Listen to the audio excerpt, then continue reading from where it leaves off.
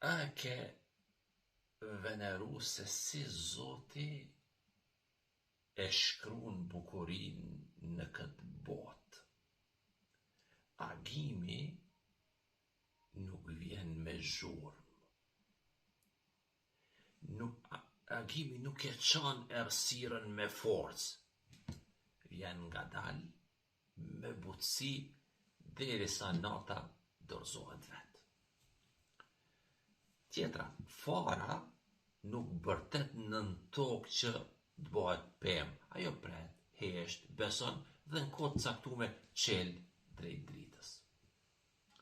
Ndoshta edhe ti je në një stin të pritjes. Ndoshta po pret një lutje të marrë përgjigje. Ndoshta po mban një dhimbje që askush nuk e shef. Ndoshta je lodh duke luftu me veten dhe po pyet në heshtje, o Zot, ku je?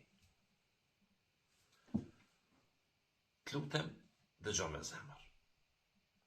Një nga emrat e Zotit është Es-Sabur, ai që ka durim të pafund. Ai nuk nxiton me ty. Kur gabon, ai nuk të braktis. Kur rrëzohesh, ai nuk të largon. Kur humb rrugën, ai nuk ta mbyll derën. Zoti pret. Pret me mëshirë. Pret me dashuri. Pret sepse e di se zemra ka nevojë për kohë që të zgjohet. Ama sa herë që kthehesh tek Zoti, qoftë edhe me një hap të vogël, e gjen derën e Zotit të hapur, open çdo herë. Dhe kur ti duron për hir të Zotit, kur nuk dorëzohesh mes stuhisë, kur vazhdon të besosh, edhe kur ti nuk kupton fare, ndodh diçka e mrekullueshme. Çka ndodh? Dhimbja fillon dhe të bëhet urtësi. Lotët bëhen lutje, plakt bëhen dritë. Sepse Allahu nuk po të thyen. Ai po të formon. Tamam, mu ashtu si fara nën tokë.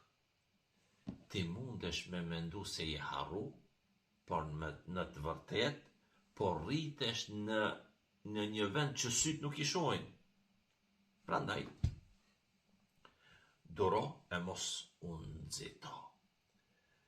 Mos e humb shpresën asnjëherë. Ka gjana që vetëm koha, durimi dhe mëshira e Zotit mund t'i sjellin në lulëzim. Pra, Es-Sabur, emri i Zotit, është dashuria që pret.